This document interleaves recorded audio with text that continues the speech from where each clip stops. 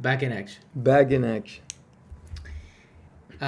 So today we talk about the third agreement from the four agreements by Don Miguel Ruiz. Don Miguel Ruiz. And the third agreement is nice and simple. Don't make assumptions. It's a tough one for me. Yeah, you want to jump to conclusions, right? Yeah. I think that I was thinking about this, and how maybe it's in my life I've made a lot of assumptions and I continue to. But I think one of the ways of just kind of nipping that in the butt is going straight to the source. Sure.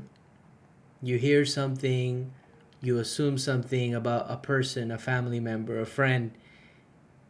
Go directly to the source and don't assume. Yeah.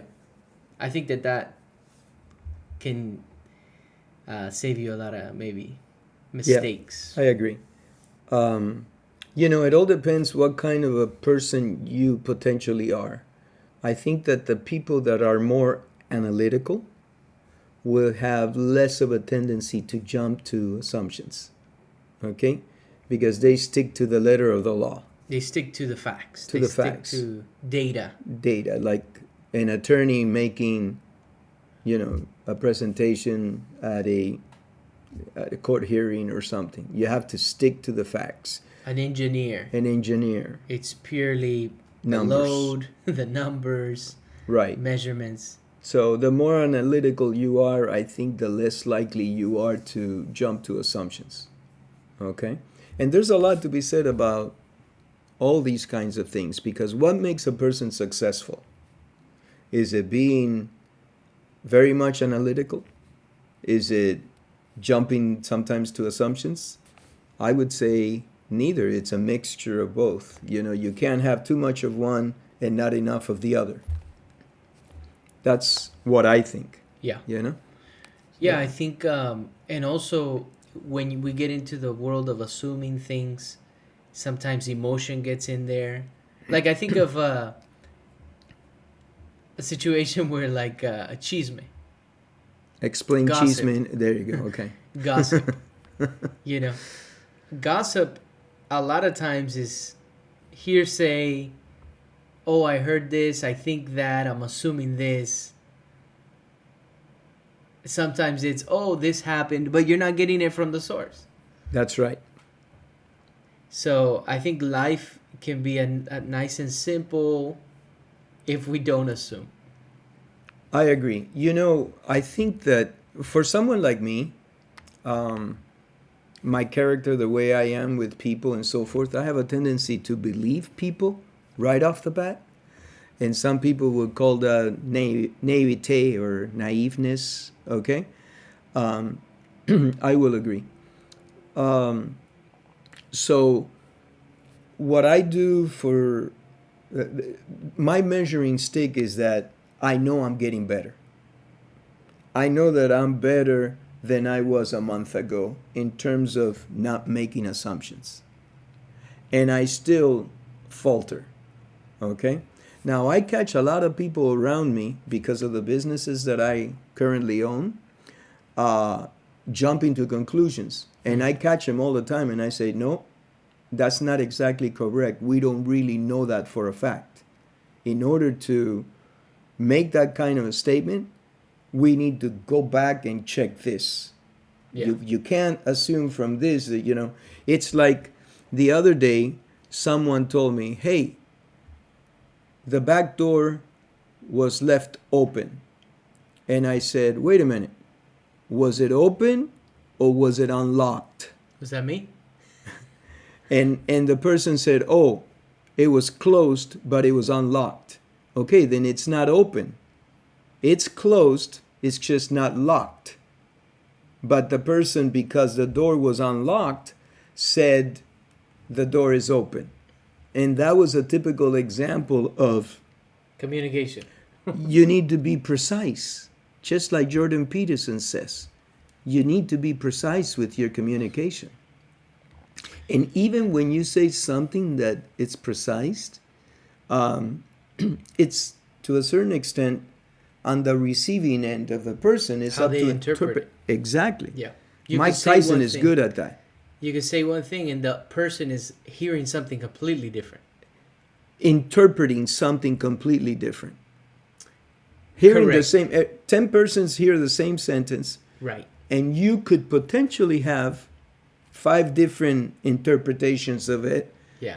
Even you trying to be as precise as you possibly can. Mike Tyson is good at that. He comes off the wall. That's why I like Tyson so much. And I think he's at another level. You tell him something, and sometimes his replies are, I need to think about this. The guy is on another, on another sphere. I mean, it's unbelievable.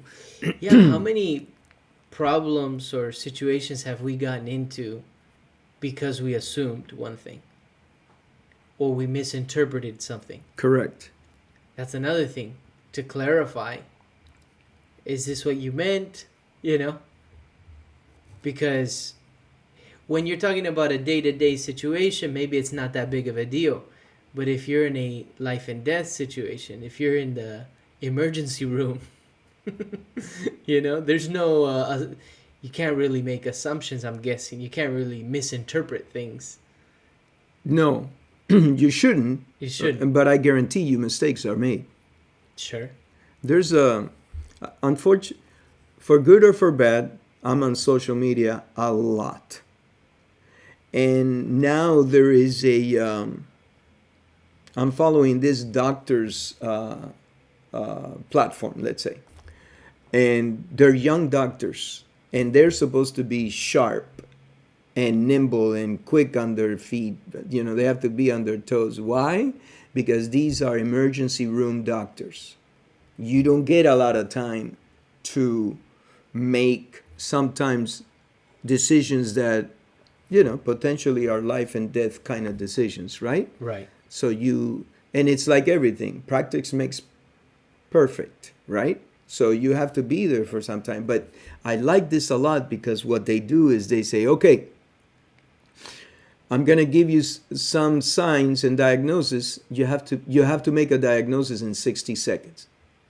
And then they say, okay, this guy comes into the emergency room. He has high blood pressure. He has this. And then the young doctor says, okay, well, does he have any other side? Have they done an x-ray of this and that, and whatever? And he's got 60 seconds to come up with the illness that it's portrayed by this patient. And boy, if that's not pressure and practice to try to get as good as you possibly can in the field of medicine, I mean, I love it. Yeah. And I hear a lot of that one, And the other day, something was wrong, and the guy had an illness called Graves' disease, and what tipped it off was something with the thyroid, and so they don't deny him answers on his questions. So he says, "Oh, did they do an exam on the T levels and this and that?" Yes, they did. So well, what did those exams show? Oh, the T levels were high or whatever. Okay, he's got Graves' disease. He picked it at the 58th second. So it's like a training exercise. It's beautiful. That's cool. It's like Green Berets. No, what do you call the new? The guys that go through this. The SEALs. It's like SEAL training, but in medicine. I think. Yeah. High level. And it's super cool. How do you see the difference between predicting something and an assumption, assuming something? Because I'm thinking, let's say the game of chess, you're trying to see what are the possible moves that you can make. So I'm going to try and predict your next move. How does that differ from I'm going to assume that you're going to move your queen or something like that? That's a great question. Since you're looking at potentially something that's in the future, okay? And these are my 2 cents, people. Yeah. Okay. No, I'm asking. So I would say that predicting and assuming for what's coming into the future probably has a blend of overlap. You know what I mean? Yeah. Predicting, I would think that has a little bit more basis on past history, you know. And but yeah, I think that they overlap a little bit because you really don't know what the person will do. Right. You're making a prediction based on the past, right? And they say that history is no guarantee of future events. But it's a it's a good source of information to refer to. Yes. And if the person is, like a standard person that does things, traditionally, he's got a pattern, then you might predict it from a pattern. You can, yeah, okay. Yeah, you can expect maybe that to happen. You can predict it, but you don't assume it will happen. Like, what's that saying? Prepare for the worst, expect the best, or something like that. Expect the worst, prepare. Yeah, something like that. I think it's prepare for the worst and expect the best. No, not expect the best. No. Anyway, but you prepare for the worst, so whatever comes, hope for the best. Hope for the best. There you go. So preparing for the worst is more like, what is a worst case scenario that can happen? I'm not gonna assume that it's gonna happen, but it's a possibility. Yes. And sometimes what you think is the worst thing that can happen is not the worst thing. There's worse, more worse than what you think. Yeah. Okay. Yeah, and because preparation is a good thing. Predicting, I think, is a good thing. Yeah. If you're trying to make moves, you want to prepare. For sure. But you just don't want to assume one person will behave a certain way. Even if that's, like you said, their past behavior, just don't assume it's gonna go that way. Right. Like, for example, like we've talked about it before. If somebody's invited you to an event several times, let's say, and you haven't been able to go to that event, and then they stop inviting you to that event because they assume you don't want to go to the event, because you haven't gone in the past. We've shared a perspective, like, I would still want them to invite me to that event and have the possibility of going. I just hadn't been able to go before. The truth is that you're not going to get invited. I don't think you're going to. Is it the same event or different things? Because different things. I'm saying different things. Okay, so it's not the same event. It's not that you get invited to a football game all the time or that you get invited to a soccer game all the time. No, and you say no because they might think you don't like soccer. Okay? But that's an assumption. That's what I'm saying. But it's based on some data because I've invited you to the soccer game 5 times and you don't come. What does that mean? Maybe you don't like soccer. Because why should I think that you don't like me? Right? No, but you're assuming I don't like soccer. Like, I know some people that are very, very, like you said, analytical, and what they say, like, that's what it is. So if they were to say, "Oh, I don't like soccer," then it would be clear to me, "Oh, okay, I won't invite them to a soccer match anymore. I'll invite them to something else." Right. Some people are like that. That's the way that the brain works. And then other people maybe just don't go because they don't want to, they don't want to say, "I don't like soccer." They don't want to make you feel bad or whatever. Right. Well, our buddy that invited to the soccer game, what's his name? Several times, and we said no, and then we finally went. Oh, yeah. Yeah. Saul invited us to soccer like three times or something like that, but we always kept saying we weren't able to go. Well, we had previous engagements, but we told them, hey, we'd love to go. And then we finally got together. And it was a great evening. Yeah. We enjoyed time with him and his wife so much. Yeah. So, I think I'm trying to think when... And you get to know people because, in that evening I found out that she was into, reading novels and we bought her the book, The Picture of Dorian Gray, which I love and I read a long time ago and she loved it. Mm-hmm. Yeah, it was great. So you get to know people. Yeah. When have you made an assumption and it go the wrong way. All the time.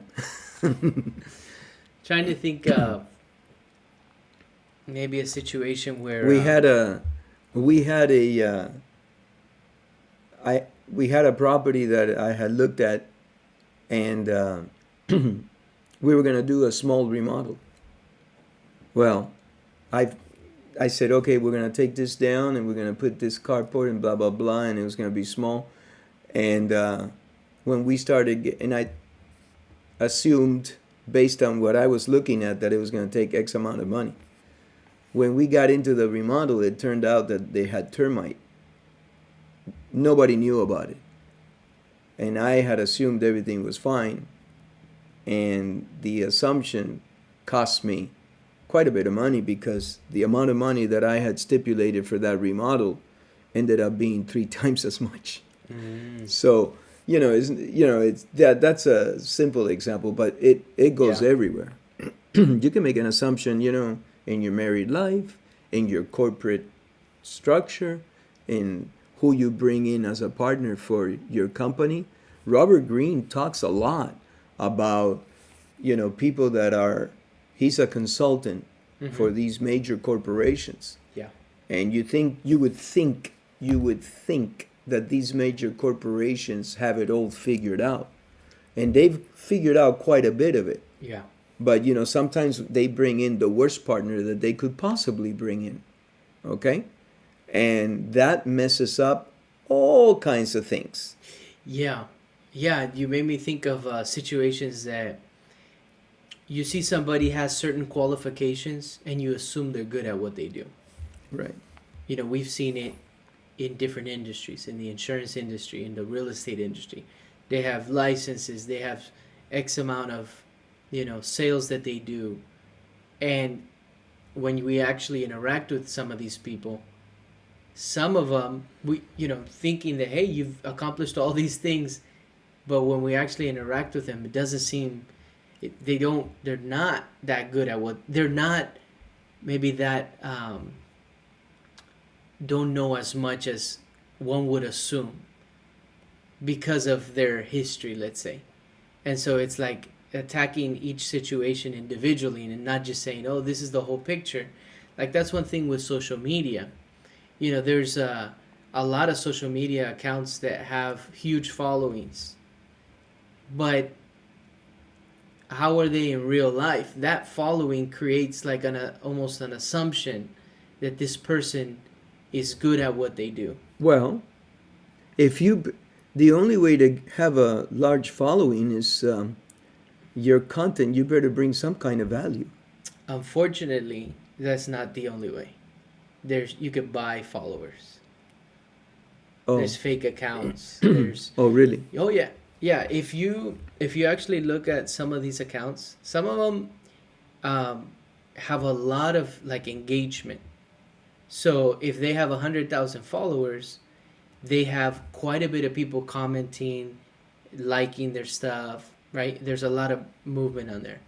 And then some of these social media accounts that have 100,000 followers have very, very little engagement, which means to me that one of the things could be it's they've bought followers. You can buy followers. You can buy followers. There's these accounts, fake accounts. I mean, we've been approached. Hey, do you want to have a bigger following? I mean, it's constantly in the messages and DMs. Yeah, but I never thought that it's because they want to sell us followers. They sell you followers. Okay. Yeah, they actually say, hey, this is a new concept to me. That's why you got to be really careful with some of these things on social media, is that they give the illusion. It's like a magician. The assumption that they actually know what they're doing. Some of them actually do. But you have to be able to decipher and differentiate and not assume. I think we have to address, once we're talking to the person, what's the behavior? What are they saying? Do they know what they're talking about? Because there's a lot of this stuff going on that makes it look as if a person is a certain way. Interesting. But that's just on social media. That's a completely different world. You know, our conversation has shifted a little bit to that from the third agreement, because we're trying to grow our channel and get more followers, and so But we're not paying for it. no, we're not. So what is it? A grounds root kind of Yeah, if like you said, if you give value, Just- people will follow that. If yeah, you give something value, something that somebody may resonate with. yes, You know, yes, something that you say one word, whatever. It Yeah. you know, Grant Cardone says this a lot. You know, invest in yourself. Okay. yeah, And I like very much going to different seminars. And I know we're in the financial world, we're in real estate, we're in the insurance business, okay? But I love going to seminars. And a lot of times, I hear pretty much the same thing, but every now and then I hear something different. And I said, oh, I like that idea. And then I researched that idea, and I credit that seminar for me expanding and learning more. So there's always something that can be picked up, I agree. you know? Yeah. Even from the same videotape. You know, you like we've talked about it, the 48 Laws of Power. You listen to it again and you pick up something new potentially as you listen to it a second or third time, Yeah, you know? Yeah. But the third agreement is extremely important because not making assumptions will carry you a long way, because you're going to be precise and you're going to know exactly where the other person is coming from. right. And you based your decisions on data. I think it saves you a lot of grief, potentially a lot of problems. You know, Especially in the corporate world. Well, everywhere. You make an assumption in your marriage. And good luck with that, you know? yeah, You got your partner, like, again, I'm on social media quite a bit. There's this guy. There's this guy that buys a ham and cheese sandwich with a salad, okay? It's got, tomato and stuff like that. Both sandwiches are the same. And he's in the car with his wife, and I don't know if this was made up, but it's the funniest thing in the world. And I love a good humor, a good laugh. I love it. I'm a sucker for it. I'll watch it 3 times, maybe 4. Anyway, so he takes the sandwiches out and he says, okay, here you go. And the wife says, well, wait, why are you giving me this one? And he goes, oh, you don't want this one? Okay, here, then take this one. And she goes, wait, I just want to know why you were going to give me the other one first. And he goes, it's just because it's the same sandwich. They both have ham and cheese and salad and tomato and lettuce and stuff. So, and she goes, yeah, but you purposely gave me that one. And I go, they're both the same. And you can see his blood pressure start. They're both the same. What are you talking about? You want this one or you want this one? And she goes, no. And I just wanted to know why. I'll take that. And I go, good. Anyway, it ends up being a huge fight. And he ends up taking a bite out of both of them to prove to her that he wasn't trying to poison her. And it's the funniest thing in the world, Yeah. And so, you make an assumption and you lose. That's the whole story behind it. You make an assumption, potentially you lose. Yeah. Yeah. There's no way around it. We watched the movie Equalizer 3. Yeah. And there's a scene there where Denzel Washington, he looks like he's a little bit older in the movie. He's kind of walking with an injury and everything. And then that one mafia gang member comes up to him, assuming that he was probably an older harmless. Yeah. An older man. And he tries to push his weight on him and threaten him, kind of thing. But he happens to be coming across a guy that's dangerous as he could possibly be. Extremely dangerous. And in that scene, you see that by him making that assumption, Denzel Washington turns it on him real quick. Yeah. Well, again, I'm on social media a lot. There's this one case where this young man goes to a job interview, Mm-hmm. and he sits down, right, with the CEO of the company, or not the CEO of the company, but higher management, one guy in higher management, and says, okay, look, um, you have all the qualifications for this job. I'm going to give you a scenario. Okay, we're going to have 20 boxes coming in that provide X amount of revenue, and I want you to log in only 19 because I have other purposes for that 20th box, and they're personal. So I want to know that you are on my team if I give you this job. So you would only log 19. And the gentleman that's applying for the job says, "Whoa, 20 boxes come in, but I'm only gonna log in 19. So that's revenue loss for the company, right?" And the guy that's offering the job says, "Yeah, but I just want to know you're on my team. I have a purpose for that 20th box. That's none of your concern." Okay? Now, you don't have to give me an answer now. Go back, think about it. We'll meet tomorrow at the same time, and potentially the job is yours. So the 24 hours go by, and the guy comes back after the interview for the second part of the interview, and the manager says, "Okay, have you thought about what I told you?" And the guy says, "I have, and I really need this job. I really want this job, and I think I would excel in this job. However, I would not be able to receive 20 boxes and put down that I only received 19. I just would not be able to do that. So I really need this job, okay? But I would not be able to do that, sir." And he lowered his head. And the manager says, "Okay, look at me." And he says, "You gave me the right answer." And he shakes hands with the guy and he says, "I need somebody I can trust in this organization. And I need somebody with integrity." And so, he gives him the job. So, look, it might be It was a test. a made up kind of story for Yeah. the No, internet. but I'm sure that happens.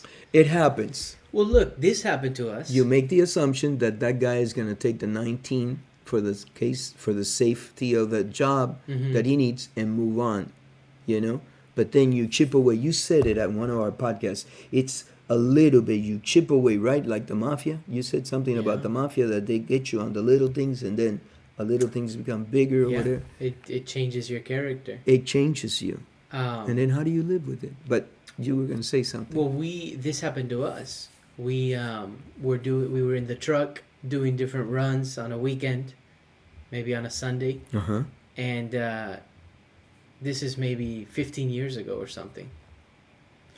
And then we came across this one property that there was a beautiful two-story mansion, beautiful two-story house. What caught my eye was the iron gate, because I was looking for a nice design. It had a beautiful design, an iron gate. Go ahead, continue. And so you stopped in front, and there was a gentleman working out front, cutting up the roses. What is it called? Pruning them? Pruning the roses and fixing up the lawn and everything. And so you asked him, "Hey, do you know how I can get in contact, right, with the owner who, because I want to get some iron work done." And then it's a beautiful door, a beautiful gate that he had. Beautiful. And the gentleman, very nicely and everything, he was in work attire and working the front yard and everything. He says, "Oh, no, I'm not sure," something along those lines. And the conversation went a little bit further. You developed it and you said, "Wow, what a beautiful home," and this and that. A few minutes later, he revealed to us that he was the owner of the property, of this beautiful two-story mansion. And not only did he own this property, he actually built this property. So we had assumed, That he was the gardener. that he was the gardener, the landscaper, because he was working in the front yard and beat up clothing, Raggedy stuff. Yeah, it was dirt. He was, dirty jeans. He was working, but he was the owner of the property. He built that property. So that's an interesting example, because you just never know who you're going to run into. You can assume that because that person looks this way, that maybe that they don't have a lot of money, and you can assume that somebody, because they're wearing a fancy watch or fancy shoes, that they have a lot of money or even a fancy car. But especially in the business world that we're in, and in the real estate world, we see it a lot, that there's this look that one tries to put out, but it doesn't necessarily mean that's how they actually are. And this could be with any industry. Sure. But especially in real estate, whoa, the car that you drive, that makes a big deal. You're assuming that person is good at what they do and has a lot of money and this and that. And that's not necessarily the case. And so that was a really interesting one with this gentleman who we are friends till today. Friends today now, because you established a relationship with him, and he remembers that day, and he that we stumbled across and met him, and well, we remember that day. Yeah, we remember that day. Well, there's a famous saying that says, "Never judge a book by its cover." There you go. Okay. There's a conflicting one that says, "Fake it till you make it." Okay? Yeah. Okay, so these sayings have a lot to give, because never judge a book by its cover. So true. So true. I know some of the wealthiest people that I know are walking around in jeans. Yeah. They got nothing to prove to anybody. They don't need to show anybody that they have money with a watch or a silk shirt or whatever. Nothing. No. Okay? But then there's the guys that live by fake it till you make it. Mm-hmm. Okay? And it's like what Jordan Peterson says. Whatever cranks your shaft, man. Yeah, whatever you're into. Whatever cranks your shaft. In Spanish, cada loco con su tema. Yeah. I'm not trying to judge anybody, but No. if your intentions are noble, Yeah. okay, whichever way you get there, if you don't have to step on people's heads and Yeah, I don't think you have to. you don't have to destroy the opponent. Like, I know that Robert Greene says, "Hey, destroy the opponent. Don't Totally. leave any ambers left, because ambers turn into fires and it could come back and Yeah. So I understand. These are completely different philosophies of life. But Right. Don Miguel Ruiz is talking about the ways of the ancient Toltecs, right? Which Right. were out of Mexico. And this is how they lived their life, by these principles, these agreements. And Robert Greene, and that's another completely different way of living your life. It's like survival in the jungle, but the jungle of corporate America or any organization. Any organization, which, Yeah. the mafia is an organization, family is an organization, businesses are organization, Sure. and everything that has any Churches, kind of a religion. structure. Yeah. Religion. Yeah, absolutely. They're all organizations, nonprofits, Nonprofits, unions. the political systems in every Companies. country, Yeah. they're organizations, and So you need to know how to maneuver. you need to know how to maneuver. I see these agreements more as a way to live a good life, a way to live, maybe a way to live life and be let's say at peace. Yeah. That's how I see these laws. Which the first one was be impeccable with your word. Right. The second was don't take anything personally. These agreements, I'm sorry, I call Yes, them laws. The 4 agreements: don't be impeccable with your word. The second one is don't take anything personally. The third one is don't make assumptions. And then we'll do the fourth one next Tuesday. Okay.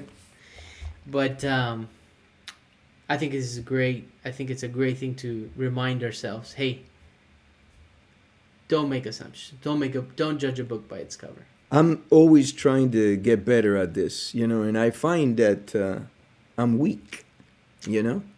I make assumptions all the time. We all do. Yeah, I'm getting better, but man, I'm far from the goal line. The other, I would say, the other contrast to this, and I'm there with you. The other side to this is trust your instinct and your gut, and I think that's different than an assumption.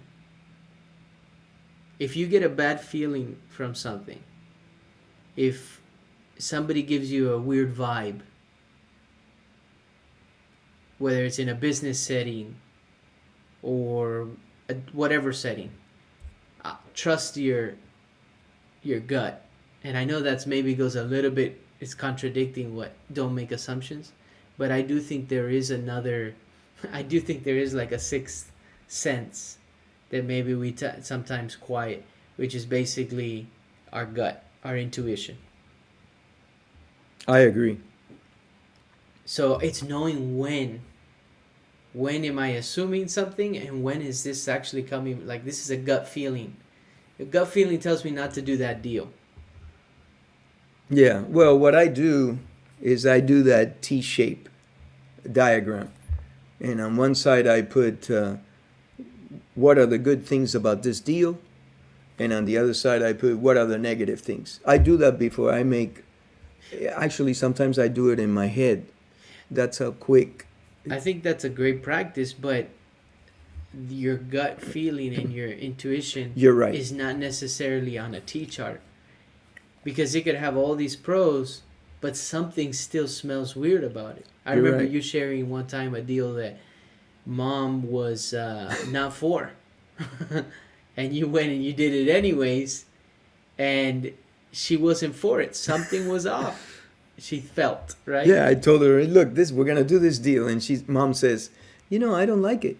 And I remember saying, well, what don't you like about it? It's really good. And she goes, I don't know, there's something about it. And I said, so this is a typical example. Don't make this mistake, folks. I said, well, mom, I'm the man of the household, and I know this thing is gonna come out okay. You just have some reservations or whatever, but we need to make I'm gonna go ahead and do it. And the minute we closed escrow, problems started happening.